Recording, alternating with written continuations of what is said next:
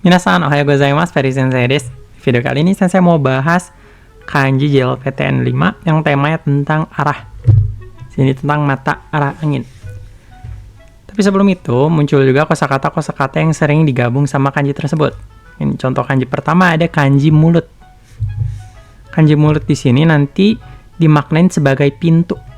Kayak kita bayangannya kalau bikin kanji ini tuh bayangin orang lagi buka mulut kayak gini. Bentuknya kotak, jadi simpel. Kunya kuchi, kunyominya, onyominya kou atau ku. Nah, tapi di kosakatanya nanti karena digabung sama kanji lain, ada aturan kanji yang ngerubah ku-nya berubah jadi gu. Nah, untuk beberapa kanji yang nanti muncul jadinya guci yang dipakai. Yang sering muncul simpel, ini kuci artinya mulut. Ada kuci-guci artinya masing-masing mulut atau serentak gitu. Ini simpel, nanti kanji mulutnya double gitu. Tapi ini nggak bakal dibahas lebih jauh. Kita fokus ke kanji mulutnya aja dulu.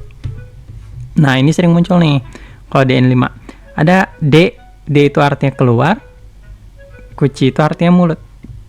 Deguchi berarti pintu keluar nanti. Nah, jadi mulut di sini artinya pintu. Deguchi.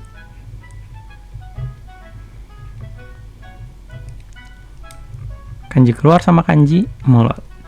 Kita lanjutin lagi. Ini kanji keluar tadi. Kanji keluar tadi tuh bayangin ada dua bagian pegunungan, yang di belakang sama yang di depannya.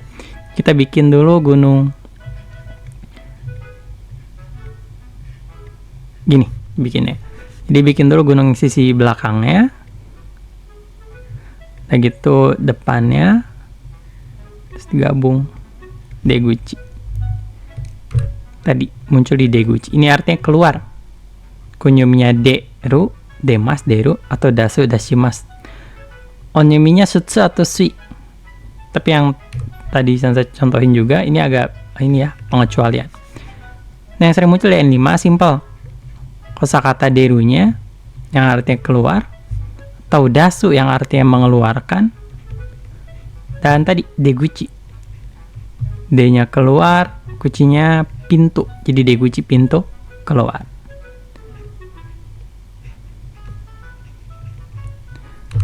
Oke, lanjutin di sini kebalikannya keluar, ada kanji masuk. Bayangin di sini ada tenda, terus di atasnya ada bendera yang ke bawah ke arah kiri gitu. Artinya masuk bisa dibaca hairu, bisa dibaca ireru. Onyominya nyu. Pertama hairu, mau bikinnya gini boleh, mau gitu boleh. Yang penting kelihatan sebelah kirinya nih. Ada bendera ke sebelah kiri. Itu yang penting. Hairu artinya masuk. Kalau ireru artinya memasukkan. Ini perbedaan jidoshi tadoshi. Nah, sama kayak tadi ada deguchi pintu keluar, di sini ada iriguchi pintu masuk. Iriguchi. Oh, sorry. Iriguchi. Pintu masuk. Ini gampangnya kita bayangin kayak bikin tenda, ada bendera ke arah kiri melambainya. Tinggal tambah kanji mulut. Jadi iriguchi pintu masuk.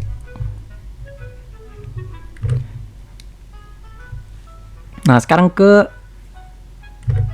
arah mata angin. Pertama ada kanji timur higashi. Bayangin ya, kita bikin pohon dulu. Pohon kan waktu itu begini ya. Nah, tapi di tengah-tengahnya simpan kotak pos yang ditempel gitu. Jadi bikinnya gini, gini, ini baru bagian bawahnya. Atasnya dulu bagian kotak posnya, tarik garis tengah ke bawah, baru daun-daunnya gitu. Kunyominya higashi, onyominya to. Yang sering dipakai higashi sendiri gitu ya, berdiri sendiri, ini sering muncul higashi aja, nggak perlu okurigana. Terus ada Tokyo, ini nama kota di Jepang, ibu kota Jepang sekarang. Nah, ini sering muncul juga Tokyo.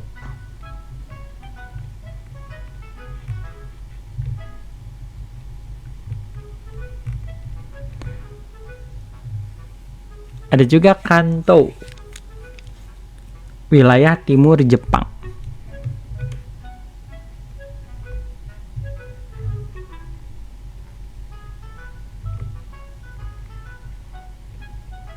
Gitu. Nah, kalau kita hubungin sama kanji mulut yang tadi, ini kita bisa tempel higashi sama mulut yang tadi. Yang mulut yang kuchi tadi nanti dimaknainya juga sebagai pintu. Higashi guchi nanti dibacanya. Pintu bagian timur. Ini sering dipakai di stasiun kalau di Jepang. Pintu keluarnya dibagi ke 4 biasanya, tergantung arah mata anginnya gimana gitu. Timur, selatan, barat gitu, utara gitu. Higashi guchi, pintu timur. Contoh lain di sini selain timur kita punya barat nishi. Ini bayangin kayak botol parfum, tutupnya sama botolnya gitu. Ini tutupnya sama botolnya. Kunyominya nishi, onyominya seatosai. Contoh nishi, dia kalau sendiri nishi, ini juga sering muncul. Biasanya dimunculnya sendiri gitu. Nishi. Ada kansai. Kansai itu wilayah ya. Kalau tadi Kanto wilayah timur, sekarang Kansai wilayah barat. Nah, jadi kalau pengelompokan di Jepang dibagi itu di perwilayahnya gitu. Wilayah apa nanti dibagi ke prefektur gitu. Prefektur dibagi ke kota dan seterusnya. Oke, di sini ada nishiguchi, ditempel ke pintu. Nah, ini juga sering muncul. Jadi kita harus terbiasa yang kuchi kalau sendiri, tapi kalau ditempel ke sini jadi guchi, nanti artinya jadi pintu, agak beda. Nishiguchi berarti pintu barat. Lanjutin. Ada minami sekarang, artinya selatan. Kita bayangin kayak gubuk, kita bikin gubuk dulu kayak gini. Nah, gitu bawahnya isi pohon yang baru tumbuh, pohon kecil gitu. Ada bagian atapnya dulu, baru dalamnya. Ini selatan. Kunyominya minami, onyominya nan.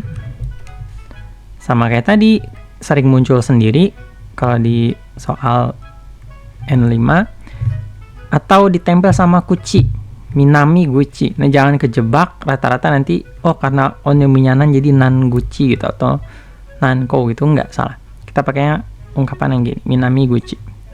Jadi waktu kita ngapalin kanji, selain kunyomi onyominya itu sebagai pemahaman pola kenapa dibacanya seperti itu, tapi kita juga harus berdasarkan perkosakatanya, karena banyak pengecualian kalau di bahasa Jepang, khususnya yang dasar-dasar. Nah, kalau nanti udah ke bagian yang tingkat tinggi, misalnya ke N2, N3, itu lebih sering dipakai onyominya.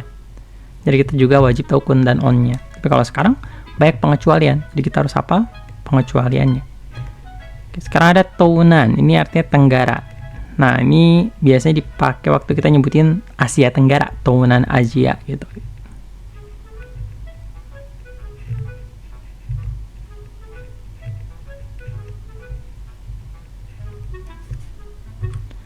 Oke, sekarang lanjutin. Ada utara. Bayangin utara ada 2 orang yang saling membelakangin gitu, dan dua-duanya kedinginan. Orang pertama, ini orang kedua.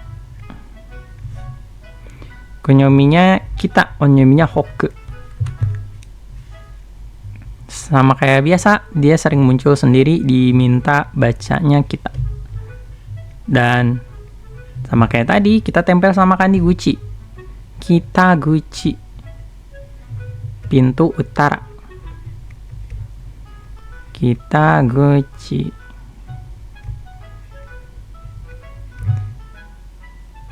Sama kayak pembagian wilayah, di sini ada Touhoku, wilayah utara timur.